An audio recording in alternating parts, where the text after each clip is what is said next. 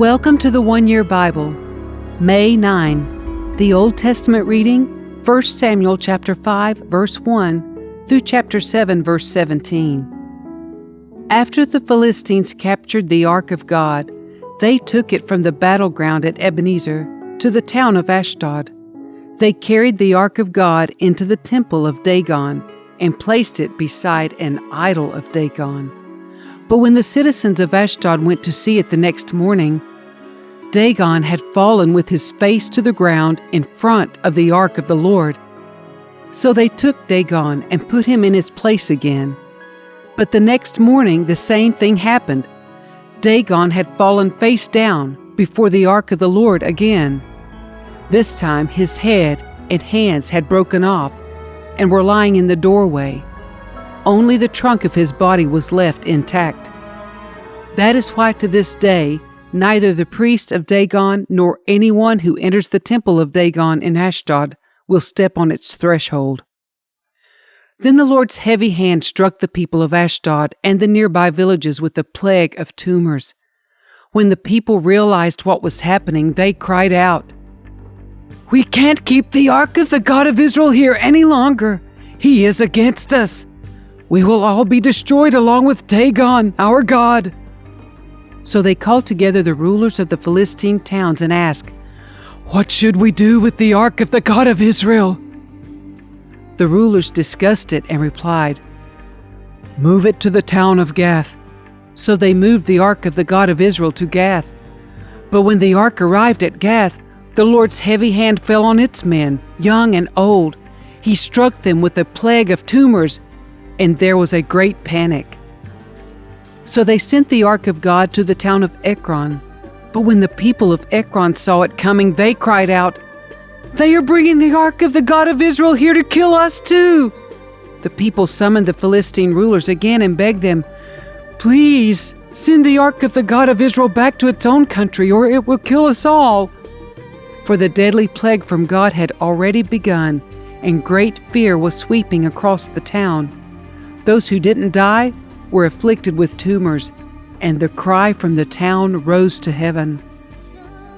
The ark of the Lord remained in Philistine territory 7 months in all. Then the Philistines called in their priests and diviners and asked them, "What should we do about the ark of the Lord? Tell us how to return it to its own country." "Send the ark of the God of Israel back with a gift," they were told. "Send a guilt offering so the plague will stop. Then if you are healed, you will know it was his hand that caused the plague." "What sort of guilt offering should we send?" they asked. And they were told, "Since the plague has struck both you and your 5 rulers, make 5 gold tumors and 5 gold rats, just like those that have ravaged your land. Make these things to show honor to the God of Israel. Perhaps then he will stop afflicting you, your gods, and your land. Don't be stubborn and rebellious as Pharaoh and the Egyptians were. By the time God was finished with them, they were eager to let Israel go. Now build a new cart and find 2 cows that have just given birth to calves. Make sure the cows have never been yoked to a cart. Hitch the cows to the cart, but shut their calves away from them in a pen. Put the ark of the Lord on the cart, and beside it place a chest containing the gold rats and gold tumors you are sending as a guilt offering. Then let the cows go wherever they want. If they cross the border of our land and go to Beth-shemesh, we will know it was the Lord who brought this great disaster upon us. If they don't, we will know it was not his hand that caused the plague. It came simply by chance." So these instructions were carried out. 2 cows were hitched to the cart, and their newborn calves were shut up in a pen. Then the ark of the Lord and the chest containing the gold rats and gold tumors were placed on the cart. And sure enough, without veering off in other directions, the cows went straight along the road toward Beth-shemesh, lowing as they went. The Philistine rulers followed them as far as the border of Beth-shemesh. The people of Beth-shemesh were harvesting wheat in the valley, and when they saw the ark, They were overjoyed. The cart came into the field of a man named Joshua and stopped beside a large rock. So the people broke up the wood of the cart for a fire, and killed the cows and sacrificed them to the Lord as a burnt offering. Several men of the tribe of Levi lifted the ark of the Lord and the chest containing the gold rats and gold tumors from the cart and placed them on the large rock. Many sacrifices and burnt offerings were offered to the Lord that day by the people of Beth-shemesh. The 5 Philistine rulers watched all this and then returned to Ekron that same day. The 5 gold tumors sent by the Philistines as a guilt offering to the Lord were gifts from the rulers of Ashdod, Gaza, Ashkelon, Gath, and Ekron. The 5 gold rats represented the 5 Philistine towns and their surrounding villages, which were controlled by the 5 rulers. The large rock at Beth-shemesh, where they set the ark of the Lord, still stands in the field of Joshua as a witness to what happened there. But the Lord killed 70 men from Beth-shemesh because they looked into the ark of the Lord. And the people mourned greatly because of what the Lord had done. "Who is able to stand in the presence of the Lord, this holy God?" they cried out. "Where can we send the ark from here?"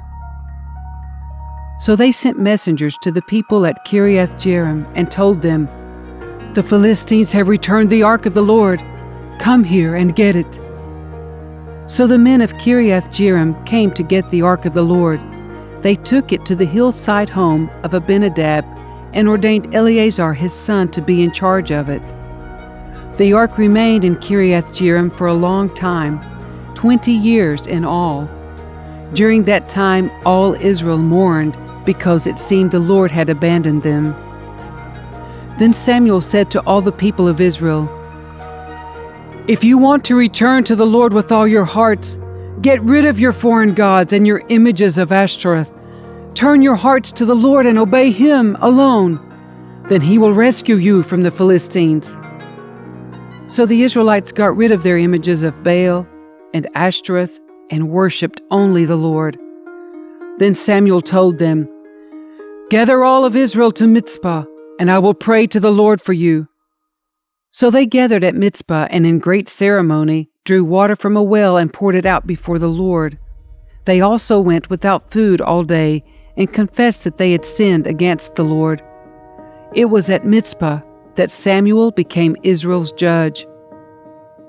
When the Philistine rulers heard that Israel had gathered at Mizpah, they mobilized their army and advanced. The Israelites were badly frightened when they learned that the Philistines were approaching. "Don't stop pleading with the Lord our God to save us from the Philistines," they begged Samuel.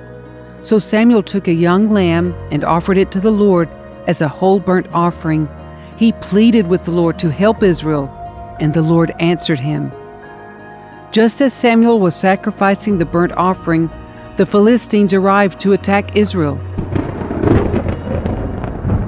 But the Lord spoke with a mighty voice of thunder from heaven that day, and the Philistines were thrown into such confusion that the Israelites defeated them. The men of Israel chased them from Mizpah to a place below Beth-kar, slaughtering them all along the way. Samuel then took a large stone and placed it between the towns of Mizpah and Jeshanah. He named it Ebenezer, which means the stone of help. For he said, "Up to this point the Lord has helped us." So the Philistines were subdued and didn't invade Israel again for some time. And throughout Samuel's lifetime, the Lord's powerful hand was raised against the Philistines. The Israelite villages near Ekron and Gath that the Philistines had captured were restored to Israel, along with the rest of the territory that the Philistines had taken. And there was peace between Israel and the Amorites in those days.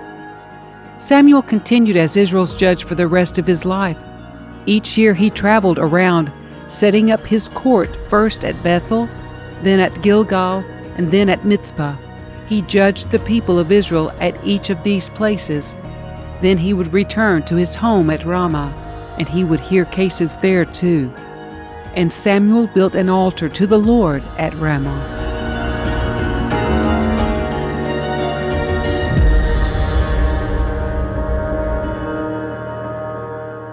The New Testament reading, John chapter 6, verses 1 through 21. After this, Jesus crossed over to the far side of the Sea of Galilee, also known as the Sea of Tiberias. A huge crowd kept following him wherever he went, because they saw his miraculous signs as he healed the sick. Then Jesus climbed a hill and sat down with his disciples around him. It was nearly time for the Jewish Passover celebration. Jesus soon saw a huge crowd of people coming to look for him. Turning to Philip, he asked, "Where can we buy bread to feed all these people?" He was testing Philip, for he already knew what he was going to do. Philip replied, "Even if we worked for months, we wouldn't have enough money to feed them." Then Andrew, Simon Peter's brother, spoke up. "There's a young boy here with 5 barley loaves and 2 fish. But what good is that with this huge crowd?" "Tell everyone to sit down," Jesus said. So they all sat down on the grassy slopes. The men alone numbered about 5,000. Then Jesus took the loaves, gave thanks to God, and distributed them to the people. Afterward, he did the same with the fish, and they all ate as much as they wanted. After everyone was full, Jesus told his disciples, "Now gather the leftovers so that nothing is wasted." So they picked up the pieces and filled 12 baskets with scraps left by the people who had eaten from the 5 barley loaves. When the people saw him do this miraculous sign, they exclaimed, "Surely he is the prophet we've been expecting." When Jesus saw that they were ready to force him to be their king, he slipped away into the hills by himself. That evening, Jesus' disciples went down to the shore to wait for him. But as darkness fell and Jesus still had not come back, they got into the boat and headed across the lake toward Capernaum. Soon a gale swept down upon them, and the sea grew very rough. They had rowed 3 or 4 miles when suddenly they saw Jesus walking on the water toward the boat. They were terrified, but he called out to them, "Don't be afraid! I am here!" Then they were eager to let him in the boat, and immediately they arrived at their destination.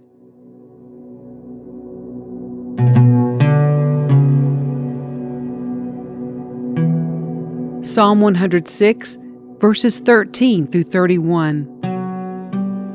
Yet how quickly they, the Israelites, forgot what he had done. They wouldn't wait for his counsel. In the wilderness their desires ran wild, testing God's patience in that dry wasteland. So he gave them what they asked for, but he sent a plague along with it. The people in the camp were jealous of Moses and envious of Aaron, the Lord's holy priest. Because of this, the earth opened up. It swallowed Dathan and buried Abiram and the other rebels. Fire fell upon their followers. A flame consumed the wicked. The people made a calf at Mount Sinai. They bowed before an image made of gold. They traded their glorious God for a statue of a grass-eating bull. They forgot God, their Savior, who had done such great things in Egypt, such wonderful things in the land of Ham, such awesome deeds at the Red Sea. So he declared he would destroy them. But Moses, his chosen one, stepped between the Lord and the people. He begged him to turn from his anger and not destroy them. The people refused to enter the pleasant land, for they wouldn't believe his promise to care for them. Instead, they grumbled in their tents and refused to obey the Lord. Therefore he solemnly swore that he would kill them in the wilderness, that he would scatter their descendants among the nations, exiling them to distant lands. Then our ancestors joined in the worship of Baal at Peor. They even ate sacrifices offered to the dead. They angered the Lord with all these things. So a plague broke out among them. But Phinehas had the courage to intervene, and the plague was stopped. So he has been regarded as a righteous man ever since that time.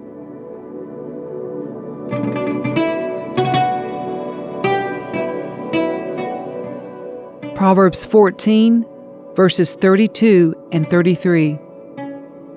The wicked are crushed by disaster, but the godly have a refuge when they die. Wisdom is enshrined in an understanding heart. Wisdom is not found among fools.